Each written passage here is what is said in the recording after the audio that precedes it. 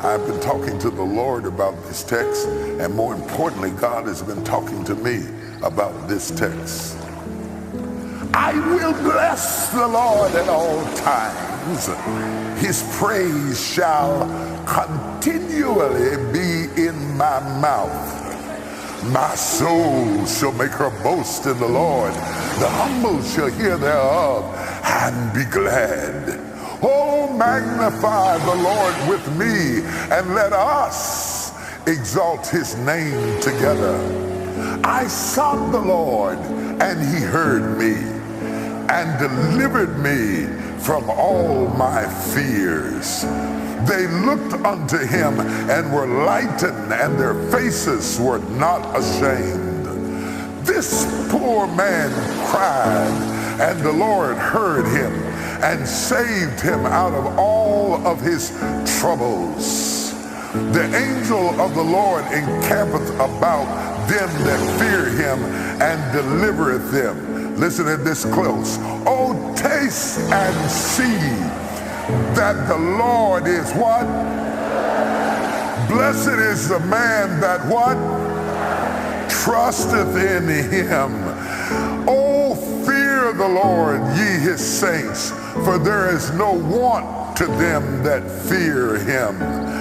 The young lions do lack and suffer, but they that seek the Lord shall not want any good thing. It occurs to me that Psalms 34, 1 through 10 is powerful but strange. It's a collective of ideas that don't necessarily coordinate with each other. It almost seems contradictory. It is fragments of truth, elements of orthodoxy. Individually, all of them have truth in their own merit. But when they are brought together and read together, they almost seem contradictory, and yet they have been woven together into one passage. They are fragmented truths. A piece of polyester and a piece of wool and a piece of silk and a piece of cotton. And all of them are laying out there in the same text. Most of us live our lives in fragmentation. We have fragments of joy, we have fragments of peace. We have fragments of holiness, and we have fragments of carnality. We have fragments of great courage, and even the most courageous person wrestles with fragments of fear. We have fragments of happiness followed by fragments of great grief. Depending on which piece you pick up in our lives, you will say, oh, he's so joyous, but you just picked up a fragment. If you catch me at another moment, you'll say, oh, he's depressed. Isn't it amazing how you can go from one extreme to the other without warning in the same person? That's why it takes years to know a person. You dated him in the sunshine, but you married him in the rain. You ought to date long enough to see how people are when they're happy, and see how they are when they're sad, and see how they are when they're depressed, and see how they are when they're angry. I don't want to date anybody I haven't seen mad. Because some of the nicest people can turn into a gorilla when they get angry and shock you. And you would never believe that they would turn, that you married a tarantula. Like people's personality, life is fragmented.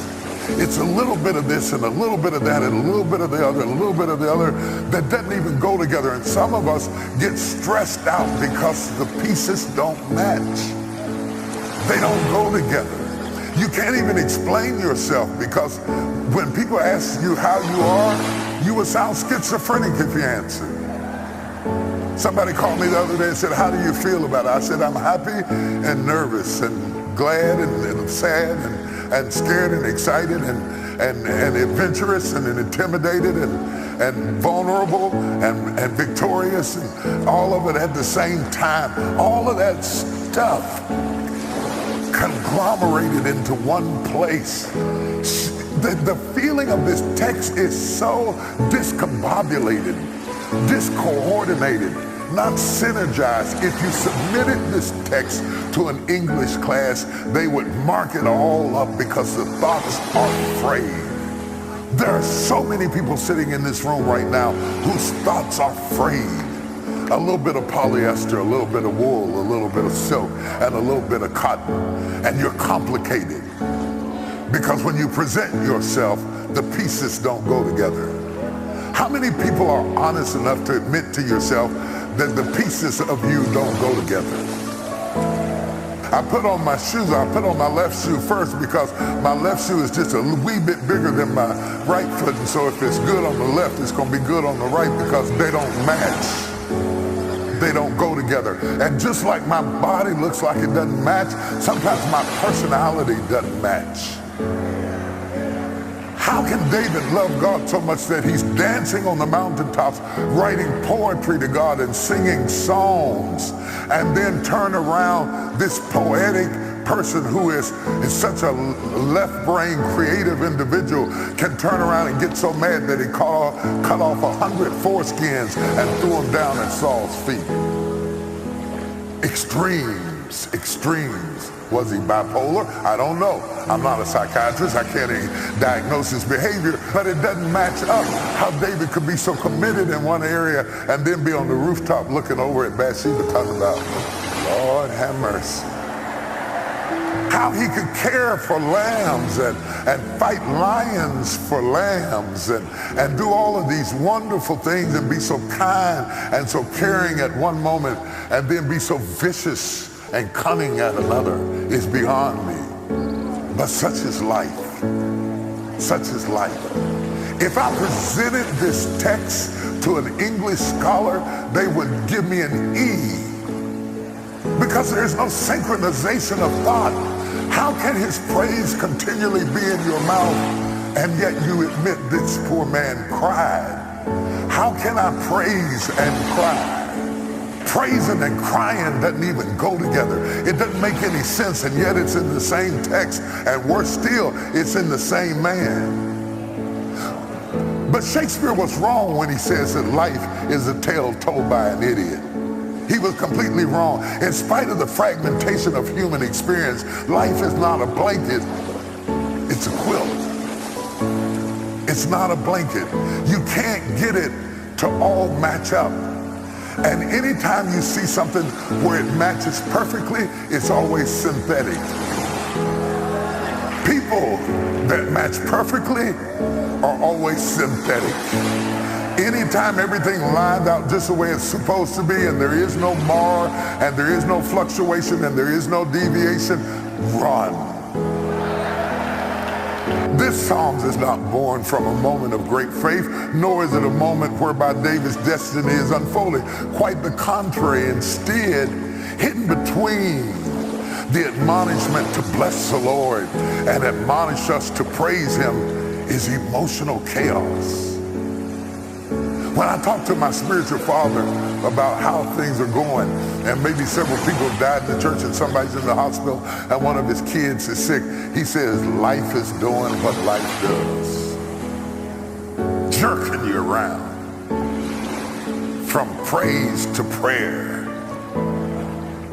from victory to discouragement, from crying like a poor man to blessing the Lord.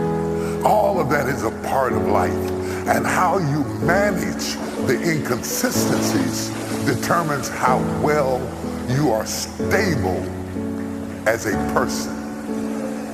If you're waiting for life to line out like a blanket, you'll never get anything done. You have to be able to thrive in chaos. You have to be able to deal with the confusion. You have to understand that you're always going to be a quilt, but that doesn't mean that it can't be stitched together.